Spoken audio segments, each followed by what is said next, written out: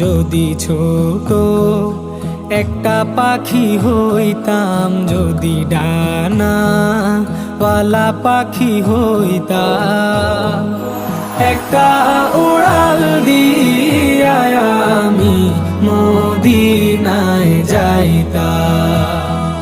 হায়রে একটা উড়াল দিয়া আমি মদিনায় যাইতাম।